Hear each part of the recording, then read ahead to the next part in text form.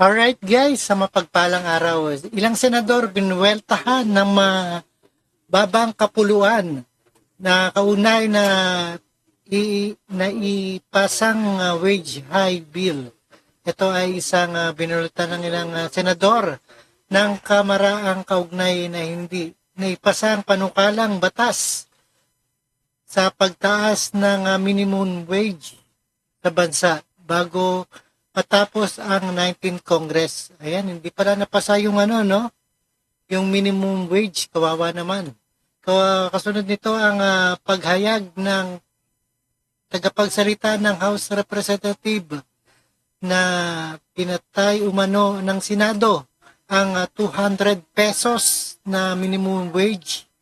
Diba sabi ni JB kahit 100, basta maipasa lang.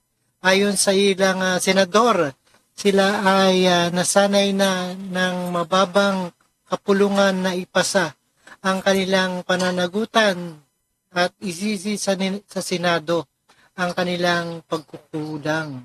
Alright, panoorin po natin guys. Ito kay Senador Jinggoy Estrada. Yan si Abante, hindi nag-aaral yan. Siguro, kabago-bago lang niya. Dapat gumawa muna siya ng research bago siya pumutak yan.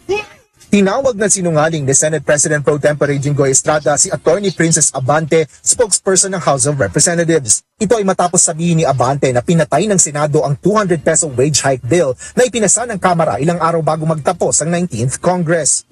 Ginawa namin ang aming trabaho.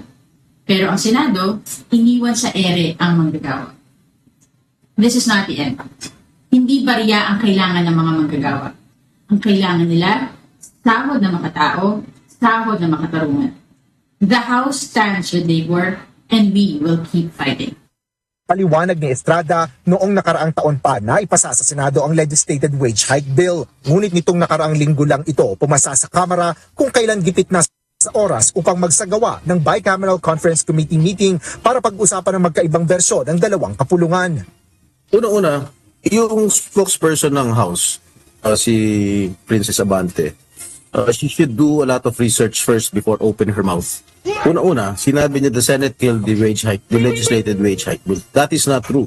We passed the legislated wage hike, the amount of 100 pesos last February 19 of 2024.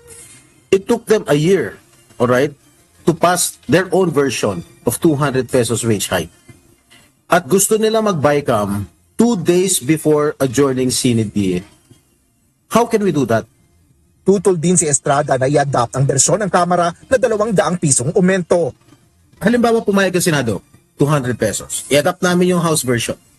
Ano sa tingin mo in the future? Lalong maraming mawawalan ng trabaho dahil maraming magsasara ng mga kumpanya. Oo, maraming magsasara talaga pag tinuloy nila ang 200. Kaya nga sabi ni JB, 50 to 100, taas lang, no? At least may, lumaki ang sahod ng mga manggagawa. Yeah.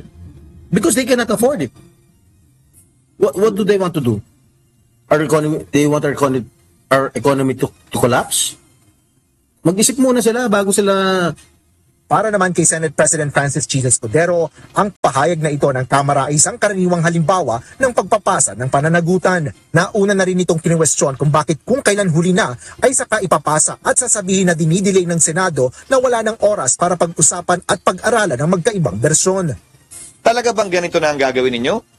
Yung impeachment, pinadala nyo, huling araw na lang ng sesyon namin. Ito, ganun din, huling mga araw ng sesyon namin. Tapos, ayan na naman kayo, mamadaliin nyo na naman kami, na parang kami ang may kasalanan. Sinagot naman ni Senador Joel Villanueva ang issue na ayaw umano makipag-usap ng Senado. Aniya, hinikayat niya ang House Conferees na i-adapt ang 100 pesos na bersyon ng Senado sa gitna ng limitadong Oo, dapat yung 100 pesos ipasa na. oras na nalalabi para pag-usapan nila ang issue. Ngunit hindi anya nag-abala ang House spokesperson na konsultahin ang House Conferees bago maglabas ng mga malisyosong pahayag. Paliwanag ni Senador Villanueva, kasama niya si Senador Escudero na nakipag-usap sa mga House Conferees at muling inihayag ang kanyang apila na tinanggap pa ng mga miyembro ng Kamara. Ngunit sa halip na aksyonan ng apela ng senador, sinabi ni Villanueva na ipinadala nila ang kopya ng aprobadong bersyon ng Kamara isang araw bago ang huling sesyon ng Senado. Lubang ikinadismaya naman ni Senador Juan Miguel Mig Zubiri ang bigong pagpapasa ng wage hike bill para sa mga manggagawang Pilipino. Nagulat pa ito nang matanggal ang kanyang pangalan sa mga lalahok sa BICAM para sa naturang panukala bilang siya ang principal author at co-sponsor ng 100 pesos wage hike bill sa Senado. So for the record, tumayo po ako at nag-insist na maisama po ako sa BICAM bilang author at co-sponsor. I had to take the floor just to be heard. It was only after I spoke at nagsalita po ako doon na thankfully isinama nila ako sa BICAM. Pero kahit na nakasama ako, wala pa rin nangyaring BICAM meeting. Kahit isa, wala. Muli namang binigyan diin ng Malacanang na hindi tutol si Pangulong Ferdinand Marcos Jr. sa panukalang dagdag sahod. Ayon kay Palace Press Officer Undersecretary Claire Castro, mayroon lamang mga proseso na dapat sundin para sa pagbibigay ng aumento sa mga manggagawa. Diktador ba ang Pangulong Marcos Jr.? Hindi naman po. Kaya na lang po muna natin ang usapin na yan sa Kongreso at ang Pangulo naman po ay hindi tutol sa increase sa wage hike dahil ito po naman ay makakabuti sa mga manggagawa. Nangako naman ng ilang senador na muling ihahain ang panukalang dagdag sahod para sa mga manggagawang Pilipino sa pagbubukas ng susunod na Kongreso. Alright guys, ayan na hindi natupad ang 200 wage hike bill. At hindi na ipasa, dapat sa 100 or 50 pesos, no? Tumas man lang ang ating manggagawa ang kanilang sahod. Alright, maraming salamat sa panonood pagkinig dito kay Rob Trip and peace out.